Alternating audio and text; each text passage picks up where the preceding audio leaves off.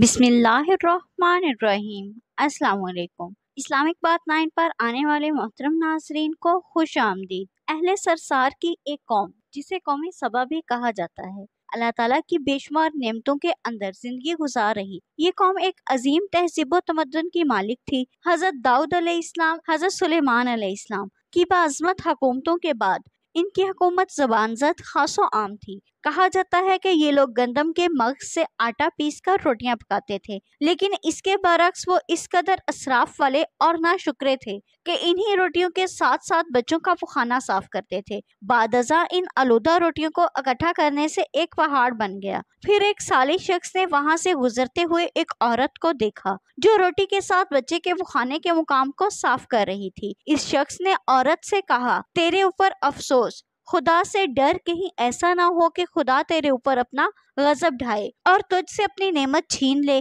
اس عورت نے جواب میں مذاق اڑایا اور مغرورانہ انداز میں کہا، جاؤ جاؤ، گویا کہ مجھے بھوک سے ڈرا رہے ہو۔ جب تک سرسار جاری ہے مجھے بھوک سے کسی قسم کا کوئی خوف نہیں۔ کوئی زیادہ عرصہ نہیں گزرا تھا کہ اللہ تعالیٰ نے ان لوگوں پر اپنا غضب ڈھایا۔ پانی جو کہ زندگی کی بنیاد ہے ان لوگوں سے چھین لیا گیا، یہاں تک کہ قحط نازل ہوا۔ بات یہاں تک آ پہنچی کہ ان کی ذخیرہ کی ہوئی تمام غذا ختم ہو گئی۔ آخر کار وہ مجبور ہو گئے اور انہی آلودہ روٹیوں پر ٹوٹ پڑے جو ان لوگوں نے اکٹھی کر کے پہاڑ کی مانند ڈھیر لگایا ہوا تھا، بلکہ وہاں سے روٹی لینے کے لیے صف لگتی تاکہ ہر کوئی وہاں سے اپنے حصے کی روٹی لے سکے۔ کفران نعمت، قحط اور ان کی بدحالی کے بارے میں متعدد روایات موجود ہیں۔ سورہ نحل کی آیت نمبر 112 اور 113 میں ارشاد ہوتا ہے، اور اللہ نے اس بستی کی مثال بیان کی ہے جو محفوظ اور مطمئن تھی۔ اس کا رزق ہر طرف سے باقاعدہ آ رہا تھا، لیکن اس بستی کے رہنے والوں نے اللہ کے نعمتوں کا انکار کیا تو خدا نے انہیں بھوک اور پیاس کا مزہ چکھایا، صرف ان کے ان اعمال کی بنا پر کہ جو وہ انجام دے رہے تھے، اور یقیناً ان کے پاس رسول آیا تو ان لوگوں نے ان کو جھٹلایا، تو پھر ان تک عذاب آ پہنچا کہ یہ سب ظلم کرنے والے تھے۔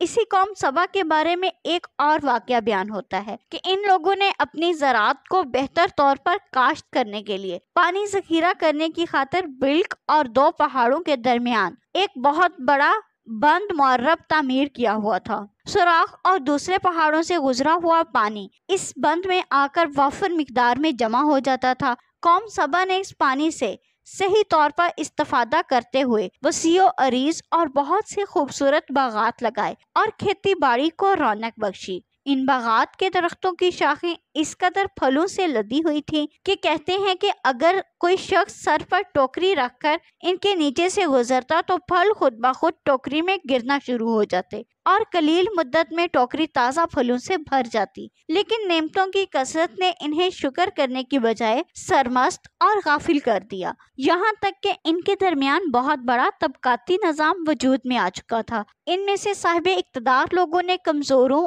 اور ضعیفوں کا خون چوسنا شروع کر رکھا، یہاں تک کہ ان لوگوں نے خدا سے ایک احمقانہ التماس کیا جس کا ذکر سورہ سبا کی آیت نمبر 19 میں ملتا ہے۔ انہوں نے کہا، خدایا ہمارے سفروں کے درمیان فاصلہ زیادہ کر دے۔ انہوں نے اللہ تعالیٰ سے یہ التماس اس لیے کی تاکہ غریبوں، بے نوا لوگوں، عمرہ اور ثروت مند ان کے ہمراہ سفر نہ کریں۔ ان کی خواہش یہ تھی کہ آبادیوں کے درمیان خشکی ہو اور فاصلہ بہت زیادہ ہو تاکہ تہی دست اور کم آمدنی والے لوگ ان کی طرح سفر نہ کر سکیں۔ اللہ تعالیٰ نے ان مغرور پیٹ کے پجاریوں پر اپنا غضب نازل کیا۔ بعض روایتوں کے مطابق ان مغرور لوگوں کی آنکھوں سے دور صحرائی چوبوں نے معرب نامی بند کی دیوار پر حملہ کر کے انہیں اندر سے کھوکھلا کر دیا۔ ادھر سے بارشیں زیادہ ہوئیں جس کی وجہ سے سیلاب آ گیا اور اس بند میں پانی بہت زیادہ اکٹھا ہو گیا۔ اچانک بند کی دیواریں ٹوٹی، اس سے ایک بہت بڑا سیلاب آیا جس میں تمام دیہات، آبادیاں، مال مویشی،